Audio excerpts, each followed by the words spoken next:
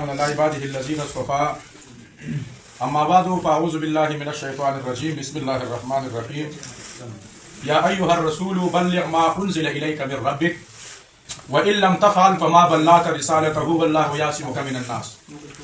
دا مجلس چې مونږ او تاسو دلته مقرر کړی د دې مجلس نه جوړېدلو یو سبب دی. هغه سبب دا و چې مونږ بیان وکړو. الحمدلله زمونږ کار دی چې مونږ دعوت او تبلیغ وکړو او دعوت او تبلیغ دشمنان خلکو ته وښایو.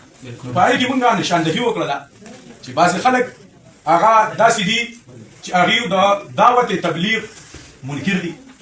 بیا په هغې کې باقاعده الحمدلله على سبیل الفخر ویم ما نوم واغسته د جمعیت علماء اسلام. وجه زه په دې خپله خبره مطمئن وم. زما د اطمینان وجه دا وه چې دې علاقه کې مونږ اوسېږو. دا زمونږ علاقه ده. دا مولوي صاحب خو د دریزو د دوی په علاقه کې فیض الله مولوي صاحب د دغې غونډې غړی و.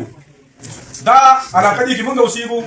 په دې کې دا ما سره پوسټر دی 1900 غالبا چې په دې کې لیکلي دي دا 1993 دا هغه وخت پوسټر دی او په دې پوسټر کې تاسو دا پوسټر کتلی شئ. ګورئ دې ته وګورئ.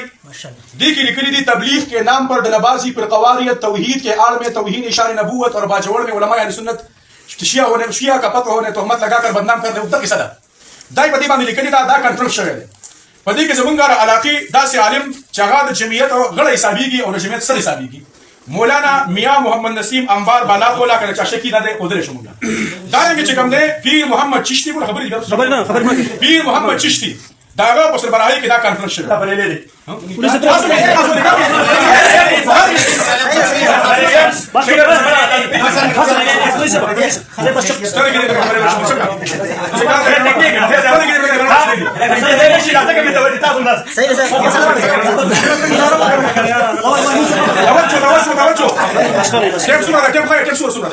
زه خپل ټیپ راکوم.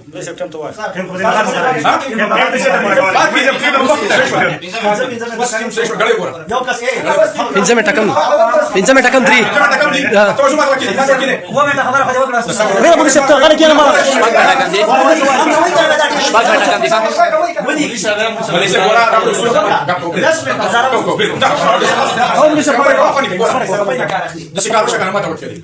هغه چې کوم دی نو باقاعده دا پوسټر مونږ وښودو چې د دې بنیاد مونږ دا خبره کوي. صحیح شوله. دویم دا دی چې جمعیت علماء اسلام چې ځان ته وایي دا دعوت تبلیغ دا چې کوم مروجه تبلیغ دی د دې باقاعده په کتابونو کې داسې بهتري کړې ده. د کوپر فتوې پې والي دي، زبېدت پې والي دي، ګمراهان یې ورته ویلي دي. د دې د وجې عذابونه را روان دي. ته یهود او نصارا دي. دویم دا دی چې دا خلک د مروجات تبلیغیان چې کوم دي دا تبلیغیانو منکر دي. ما ته وجه کوي هغه هم نه مني. دا تبلیغ هم نه مني. او د دې تبلیغیانو چې کوم مشن دی تبلیغیانو مشن څه دی؟ اللہ سے ہونے کا یقین مخلوق سے نہ ہونے کا یقین. پوښتنه کنه اور الوسائل والذخائر سے اواله د خیر السلام نو آی کی لیکلي چې ورو باندې موضوع کا سے ہونے کا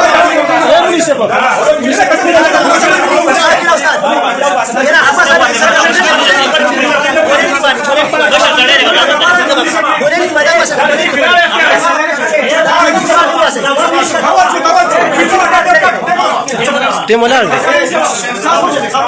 هغه کته ته پسناست یو اصول دا اصول باندې سناست تاسو د میډیا باندې ګورئ.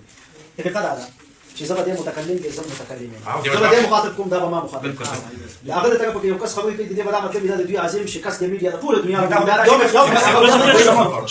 اته خلاف ورزي تاسو کوي یو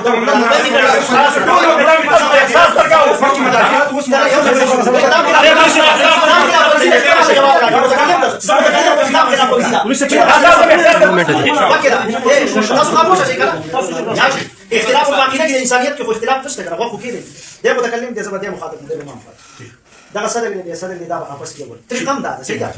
خروج عن البحث کې چې څنګه کوي زماته د مخ به جواب کو زماده د په کله ما خپل کسانو ته چې تاسو خاموش شئ دا به خاموش کیږي. دا شان ستاسو مداري چې ستا کسان आवाज دې یا چغي وي یا بدتمیزي کوي دا په حقیقت کې ستا خپل شکست چې خپل منګري بیا به دا بحث نشي کوي. مونږ راغلي دي چې بحث احقاق د حق تم دعوه کوي او زم کوم نو دا به نشي نو لہذا زمون پر کوي خاموشه متاسو خپل دا سمجھ پټه ته وای ولا کا اته مشامو یې ته دوه طرف ته بنا شي دوه طرف ته غټین ته امانت داري سخیانت سلور میټه پاتې دي مفتي صاحب سلور میټه پاتې سلور میټه